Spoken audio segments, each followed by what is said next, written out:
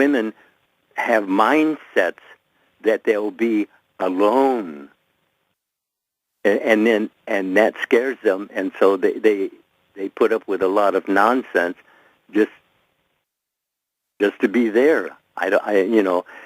And they'd explain it to you much better than I can. but the point is that if you have mindsets, they operate automatically.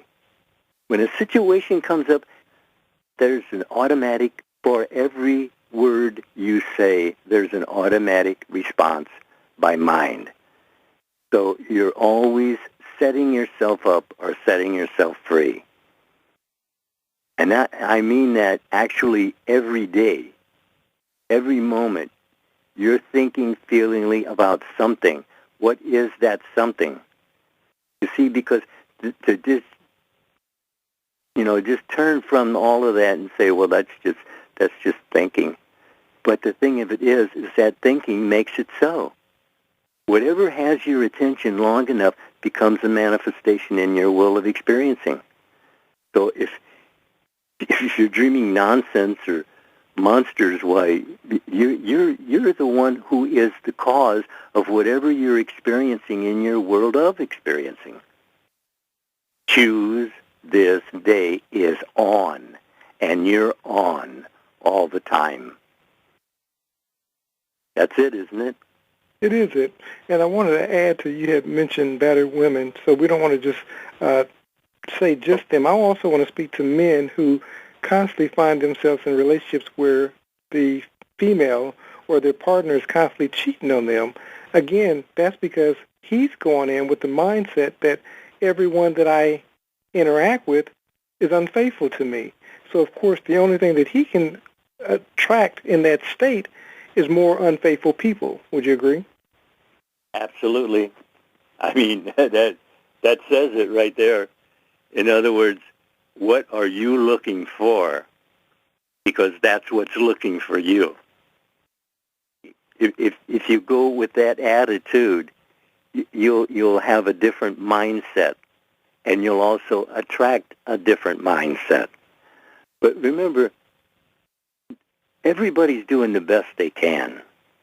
Everybody is doing the best they can. And all we're telling you is that you have everything you need to do better. But you have to focus on it. You have what you need to cause desired change in your world of experiencing. What you're looking for is looking for you. So if you're looking for, say, a job, that job is looking for you also. So if you're diligent, if your feeling is, I am that, a worker, and a worker worthy of his hire, I can do this, and then you do so, and you convince whoever is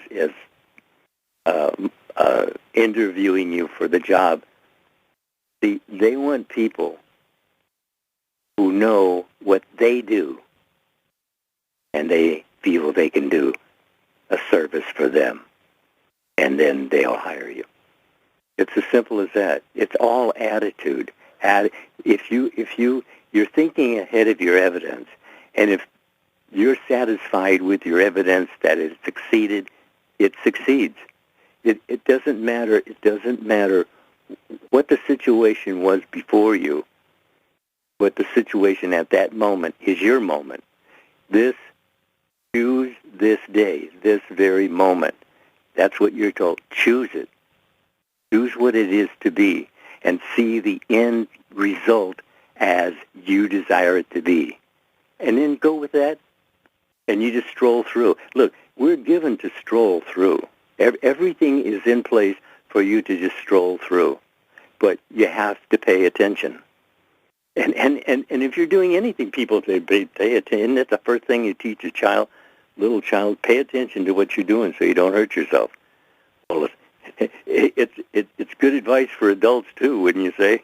Absolutely, absolutely. And let me say this.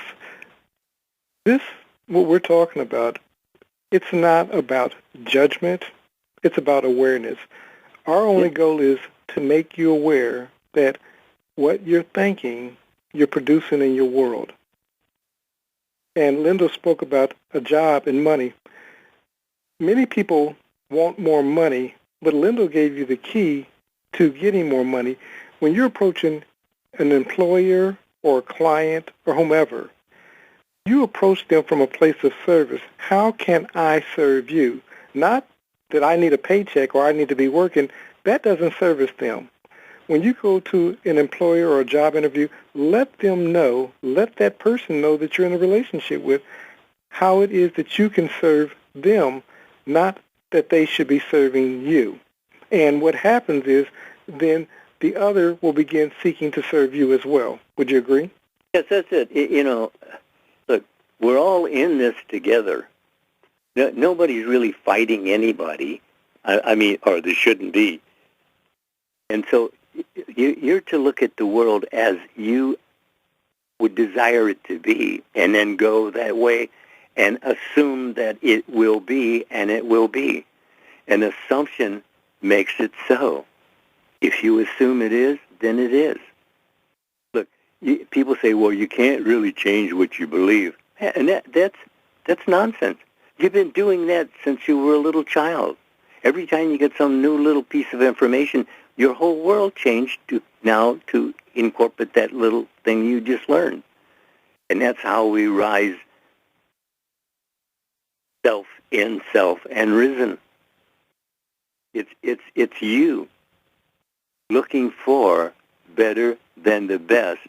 You will find it. You're told, seek and you shall find. See, but not just a little bit. See, you go all out. Someone says, always asking the Lord, how long does it take? And the question is, how wholehearted are you in what you're attempting to do? That's the whole thing, is being wholehearted about it. Giving yourself completely to it. That makes it so. That's having the attitude, the right attitude. But you have to develop that. If you don't have it, you can develop it. But you have to be patient with yourself to do so. And patience is the one thing you have to conquer first. You have to be patient. Because if you're not, the rest of it won't gel. And that's what you want. You want to feel it all. And you will eventually feel it all. And that is another thing.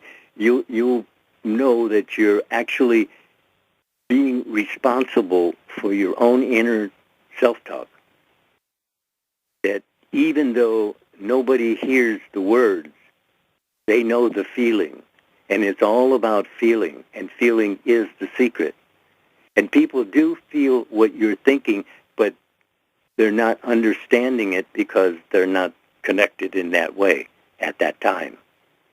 But there will be a time when everybody is connected, but also private, which is also lovely and a good report, as everything that you think about should be. Try it for a while and see for yourself. That's all, right? Absolutely. And I want to say that your past, those thoughts, that thinking that you used to think, your upbringing, does not equate to your future. Would you agree? Oh, yeah, absolutely. Absolutely. In other words, see, if you're thinking only on things that are lovely and a good report, well, then you're not thinking of anything in the past that you didn't like, or that did not make you happy, or did not make somebody happy that made you unhappy. You see, the thing of it is that you're in charge if you take charge. Otherwise, you're giving charge to the world around about you. And then you'll be following what they tell you to do. And doing so, maybe resentfully, and the resentfulness is killing yourself. Wouldn't you say? Absolutely. And I like what you just said, because I want to touch on it. You said that if you're not taking charge of your life, then you're giving your charge or your power away. Many people are looking at their lives and they're wondering, how is it that I manifested this scenario, this event into my life. And it's primarily, in many cases, because we've given our power away. So we've given the power to other people, and life is seemingly haphazardly happening. Would you agree? Yes, and that giving it away is just a thought. Understand? It's just a thought of giving away. And that's what grabs your attention. Look, you're always thinking ahead of your evidence. If you don't like the evidence, then change what you're thinking ahead of it. Wouldn't you say? Absolutely, absolutely. And it goes back to what you were saying earlier about feelings. Sometimes people can't even communicate what it is that you think. But what they do know is that they have a certain feeling about you. And in part, it's because of the feelings that you're transmitting to those people. They can't articulate it, but they know that there's something. It's like a job interview, for example. They said, she had all the right qualifications, but something just didn't feel right. And the not feeling right was her saying, I'm not going to get this job. I'll never get into a place of employment, or life is hard. So you're sending out that negative energy, and your interviewee or your future employer, picks that up, and they said, this is not the candidate for us. Would you agree? That's right. He says it just doesn't feel right. Absolutely. And that's what he's doing. He's feeling it. He's feeling you. He feels what you're saying. He feels how you look. He feels how you react to whatever's being said. And that tells him who you are enough to let him know he either wants you or don't want you. And if you're thinking they ain't going to want me, then that comes across stronger than all the good parts.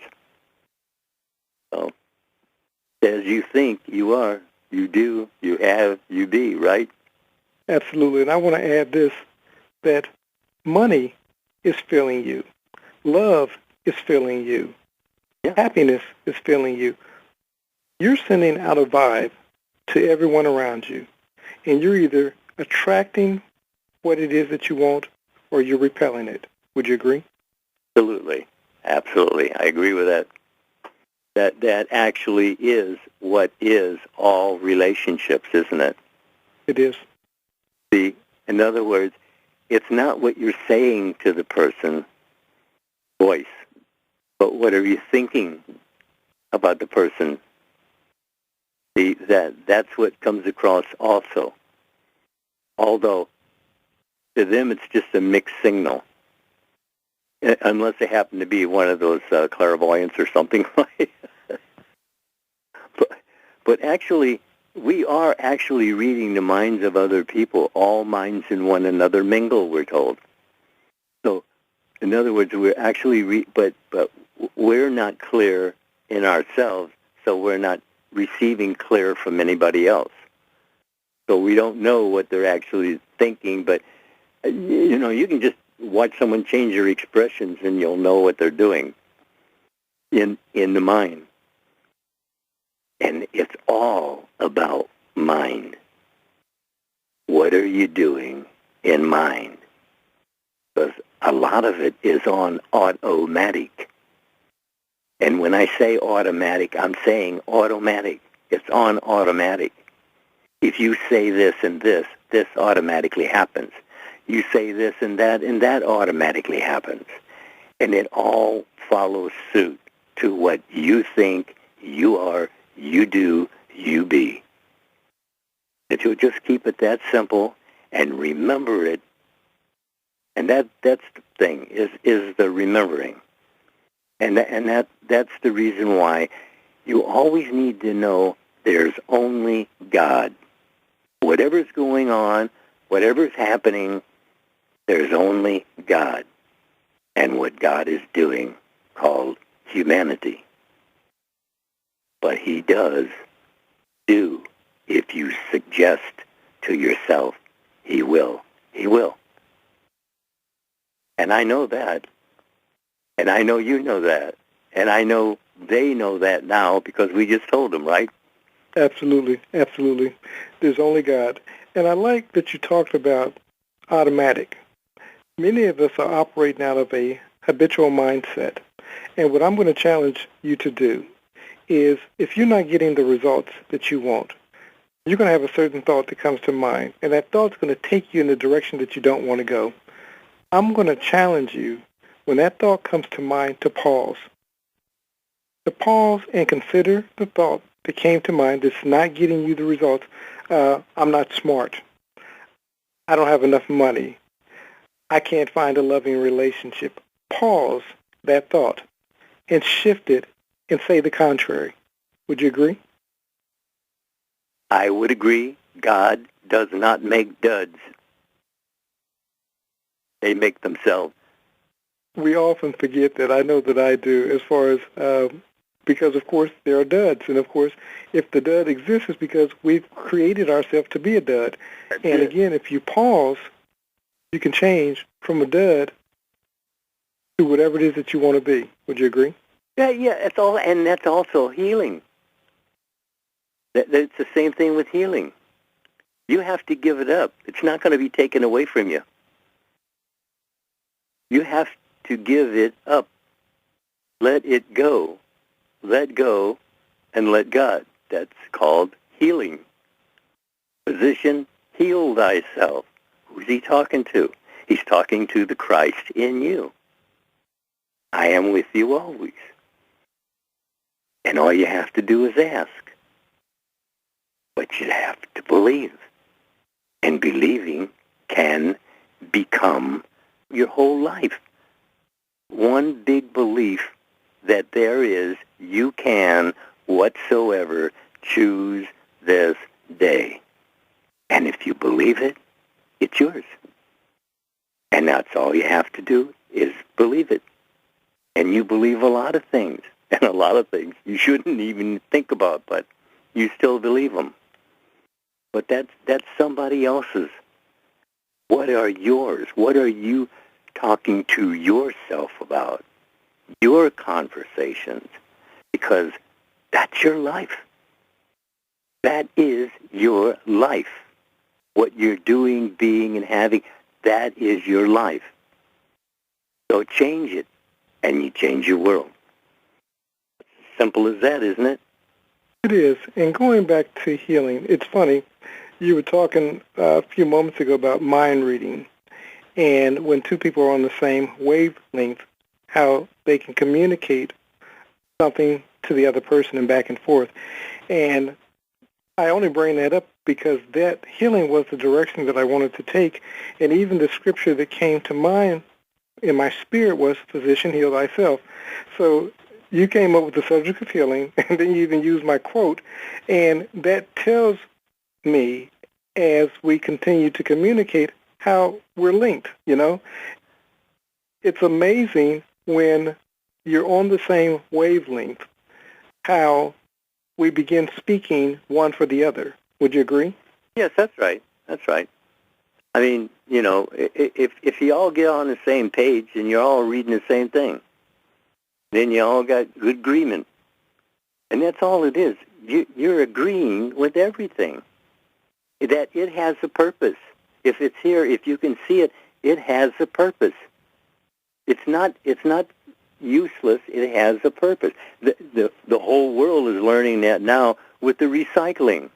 What was junk and garbage, they now put it all together into something useful. Well, that's what you do with your whole world. All those things that you think are useless, they're not. They're just not thought of correctly. Isn't that right? Absolutely. And so in going back to the subject of healing, I can remember listening to a mother talk to her son about her grandson, and she was saying that the grandson was just like the father. And, of course, this was pertaining to education, how, you know, he didn't like education, blah, blah, blah.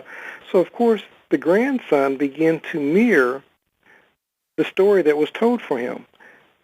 My whole point in bringing that story up is when we're talking about healing, what would happen if the people that we loved, we begin seeing them as whole and not in the state that we've been so accustomed to seeing them in? And I give you a brief example. Somebody dear to me was and is, battling cancer. But I began to see her from when she was young, youthful, and she was able to get around. And the funny thing is, when she went back to the doctor, they said that her state had improved. Now, I'd like to believe that sending those positive thoughts to her had something to do with that improvement. Would you agree? Of course, absolutely. Absolutely. That's exactly what I've said all along. You're either choosing your thoughts or everything around you is choosing for you. And everyone around you is going to be feeling sorry for you because you're affected. See, that's why I tell people, don't tell them that. Don't tell them anything. Because it's really your business to take care of you, not to let them know what's happening to you that you don't want. If you want to tell them something that you're happy about, but not something you're concerned with. Because what you've done now is you've set all the people you told about it, you have fixed their mind to see you as that. And that is all of those people thinking you, seeing you, feeling you, being what you're being. And not that you will. See, that becomes that group consciousness that guides all the people who are unthinking. I think that's about what that says, don't you? I do. And you're going back and saying, don't tell them that. I think that that's very important. Even if we're praying for someone, I was listening to a Neville talk, and he says, when you're praying for someone, don't let them know that you're praying for them. See them from the end. See them in that desired state. But don't tell them. Sometimes we want to beat our chest, and we want to say, look what I did to you, did for you. Like the Pharisee that was saying, thank God I'm not like the rest of these folks. And that's the reward. When we start bragging, as it were, that's the reward. Unfortunately, with the brag, though, it can undo that which you were doing. Would you agree? That's right. That's right. And you know something? Everybody is a preacher. Everybody's preaching something. But what are you preaching? You see, telling something to someone who didn't know that something was happening, and then you told them what was happening, now they know more than they knew before. But was it true? See, the thing of it is that we accept a lot of things we hear without going through the process of discerning this is good, this is not good. Wouldn't you say that's necessary? I would, and I think that we have to be mindful what it is that we share, because Jesus would often say, tell no man on the way. Sometimes if we tell somebody the good that we're doing for them, they're going to, in their mind's eye, see the contrary. So, because they're not going to want to feel that the good that you've spoken into their life is being manifested. Now, people think that that's odd, but I know a gentleman that when people speak and say, well, I hear that you're feeling better, he gets upset. And he says, no, I'm not feeling better. I'm dealing with this, I'm dealing with that. So he rewrites the story. So even the good he would have experienced, he undoes. We do that unaware. Absolutely. See, we don't know that these people are actually telling us the truth because they've got a mindset that says, no, don't pay any attention to them. And it'll act automatically every time it comes up until you disperse it, dispense with it, delete it. Because if you don't, you'll live with it. And you'll suffer it again and again and again. That's what the delete idea is. Delete it. Let it go. Because it's not going to be taken away from you. You have to let it go. See, that everybody's sitting around waiting to be cured. You're either cured now or you're never going to be. That's it. It's either now or never because it's always now. See, that's what God's telling you. It's only now, right here. It's all right here, right now. There's not anything coming that isn't already here. But you have to believe it. That's the difference that makes the difference. But you can, if you'll actually look at it long enough, feel after it, feel after him, and you'll find him. You being, doing, and having your ideal. But that's what you have to feel after. That's what you have to be in mind. Don't bother with the senses. They'd have nothing to consider about what you're talking about, to yourself, for yourself, in yourself. That is the world you're going to walk in because you thought so. Think so better, and you'll have the better. Isn't that the way it goes? That's exactly how it goes. And I like that you said you have to delete the negative suggestion. Now, and I'll say with this, whether the negative suggestion is a part of your own self-talk or it's from without and someone saying it to you, delete. See yourself mentally erasing that thought. Don't own it, as Lindell just stated. Let it go. And I want to touch on this briefly because we're kind of winding down. For you who would like assistance with that, you can go to Metaphysical Art Theater and you can get Lindell's 4 CDs. Now, on these CDs is actually a total of 8 talks, but these talks are meditative.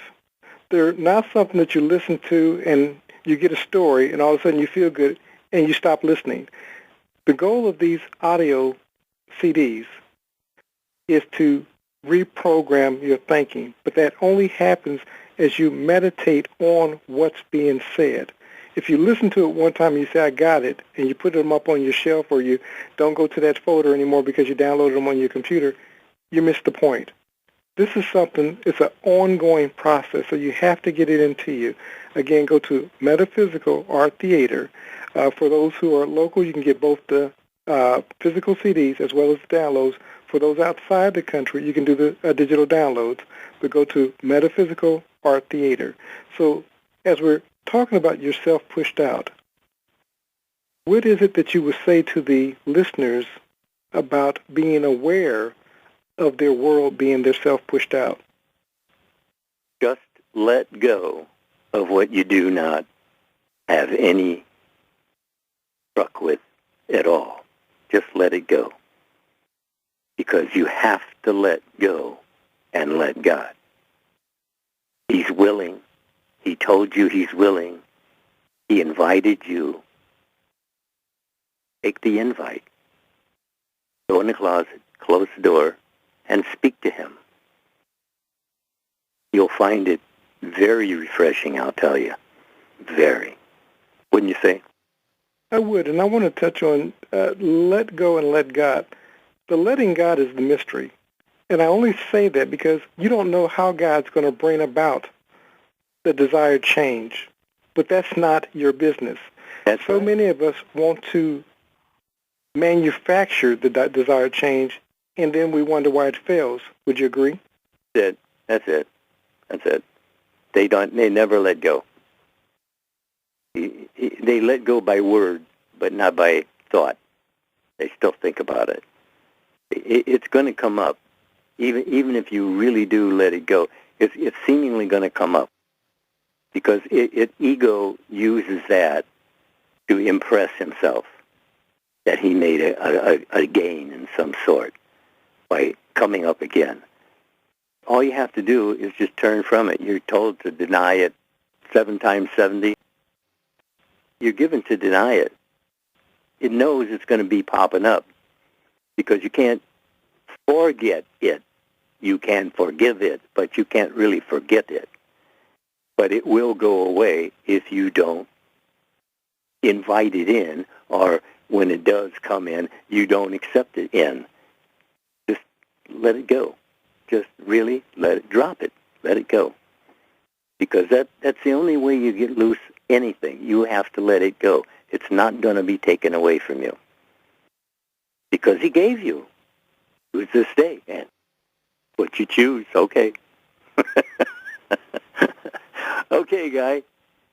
Sir, it's been a pleasure. Yes, sir. Mr. DeCarlo, it is a pleasure. Thank you. Thank you, sir. We'll talk soon. Okay.